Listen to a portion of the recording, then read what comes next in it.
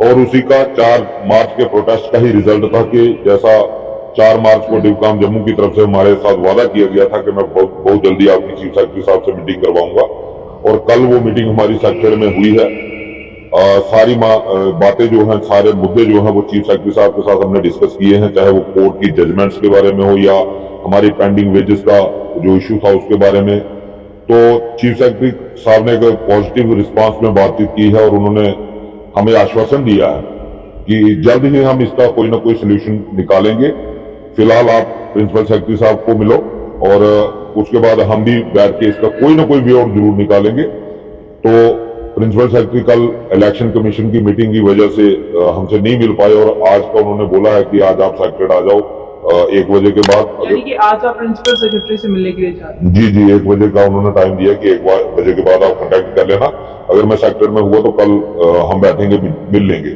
तो एक उम्मीद की किरण जागी है, क्योंकि अटल डुल्लू जी एज ए लोकल होने के नाते और बड़ी अच्छी तरीके से डेली वेजर के मुद्दों को वो जानते हैं। और एक उम्मीद इस वजह से भी है कि पिछला एक हमारा पॉलिटिकल इशू यहाँ पे बना था 12 वोचर का, जो 12 वोचर का राइडर लगा था एक, और लगभग 3 साल के बाद वो जब अटल डुल्लू जी फाइनेंस कमिश्नर आए थे तब उन्होंने उसका सॉर्ट आउट किया था। उसके बिहाफ पे हम ये कह सकते हैं कि शायद हमारे लिए आने वाले समय में कोई ना कोई बेहतर फैसला जो है वो सरकार ले सकती है। तो सर कल जब आप चीफ सेक्रेटरी से मिले, क्योंकि जब आपकी प्रिंसिपल सेक्रेटरी से भेंट होंगी उसके बाद ही हम आपके रिएक्शन जरूर जानेंगे कि आपको क्या आश्वासन दिया गया, लेकिन कल जब आपकी जो मीटिंग हुई थी उस समय आपकी तमाम ये समस्याएं सुनने के बाद किस तरीके से, क्या शब्द उन्होंने इस्तेमाल किए थे आश्वासन के रूप में? कोई टाइम पीरियड दिया गया या फिर कहा गया कि प्रिंसिपल सेक्रेटरी के रिएक्शन के बाद कुछ हल हो?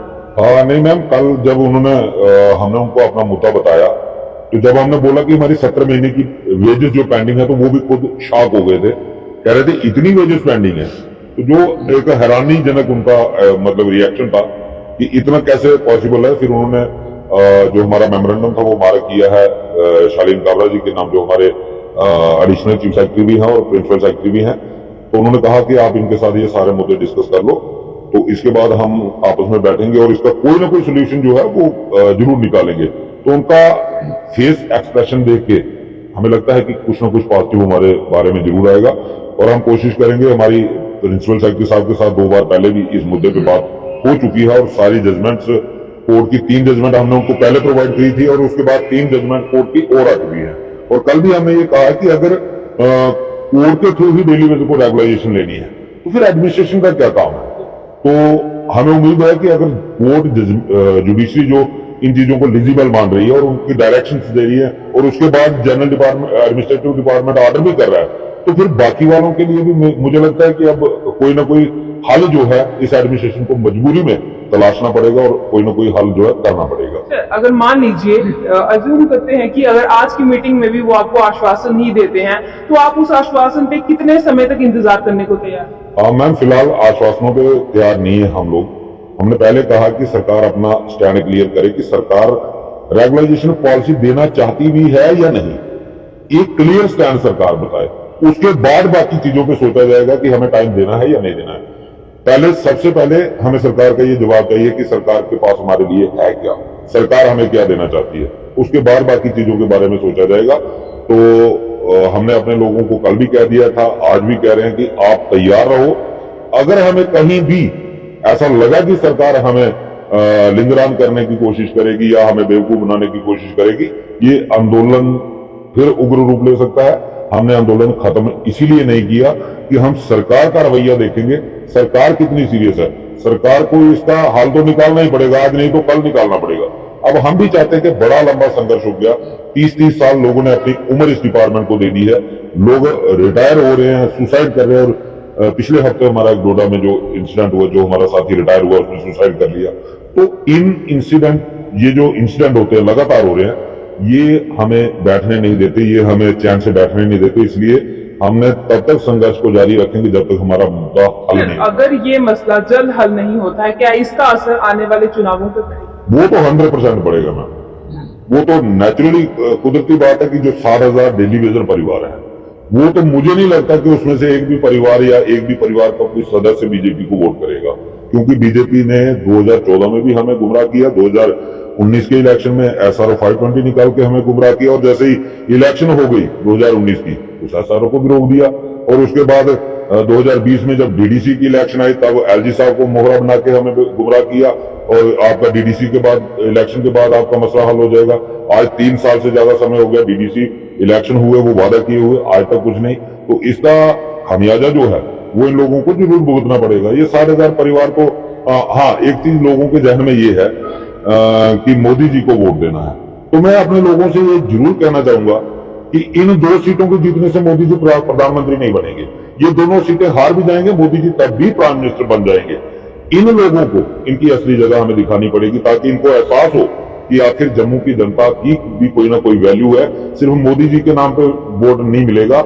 अब इनको लोगों के हित में, लोगों के साथ खड़े होना पड़ेगा, लोगों के मुद्दों को सुलझाना पड़ेगा। बहुत बहुत शुक्रिया आपका हमारे साथ जुड़ने के लिए। जैसे कि आपने सुना, यहाँ पे साफ शब्दों में कह दिया गया है, कल जो एक मीटिंग हुई थी उसके बाद आज जाके प्रिंसिपल सेक्रेटरी से ये मीट होने वाली है, और यहीं पे क्या कुछ बातचीत की जाएगी, इनके द्वारा किन मुद्दों को उनके सामने रखा जाएगा, वो तो आप सब पहले से जानते हैं। जाते जाते सर मैं आपसे भी एक प्रश्न करूंगी। यहाँ पे 2 नजरिए आ रहे हैं। एक में मैं कहूंगी कि मान लीजिए अगर सबको पक्का कर दिया जाता है तब आप किस प्रकार से कार्य करेंगे, ये एक नजरिया।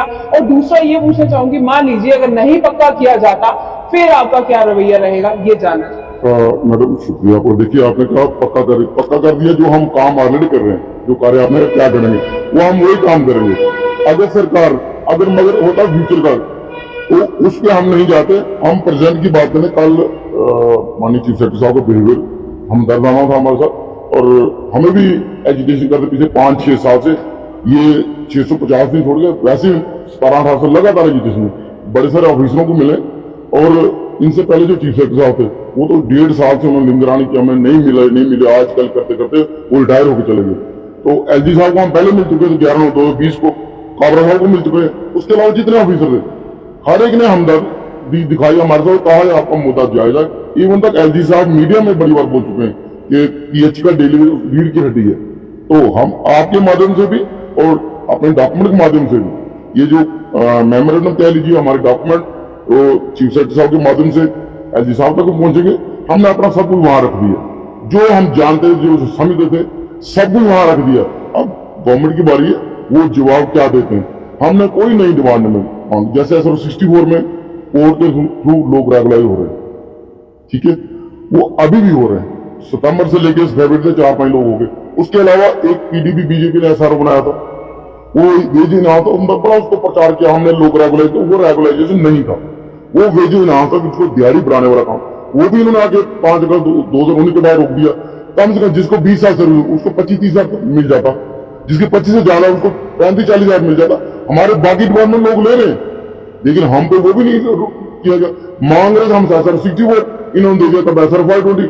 उसके बाद जब UT बना, इन्होंने वो भी रोक दिया। लेकिन परमानेंट एम्प्लॉयज को तमाम बेनिफिट दिए जा रहे हैं, चाहे वो किसी भी डिपार्टमेंट का। उसके बच्चे की एजुकेशन के लिए पहले 27 हजार दिया जाता, अब 30 हजार दिया जाता है बच्चे के।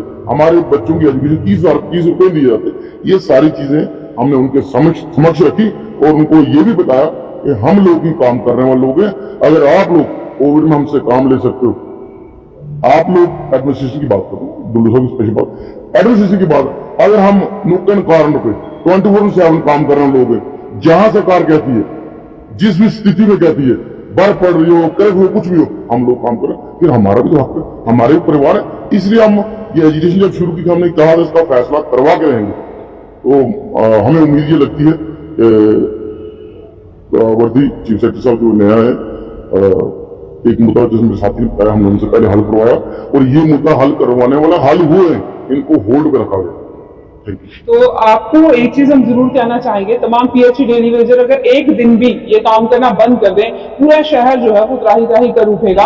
क्योंकि इन्हीं की वजह से आप लोगों के घरों में जो पानी आता है, आप लोगों के घरों में खाना भी बनता है, आप साफ कपड़े भी पहन पाते हैं, ये तमाम चीजें तभी हो पाती है क्योंकि ये लोग रेगुलर तौर पर अपना कार्य जो है वो ग्राउंड लेवल पे आके करते हैं। और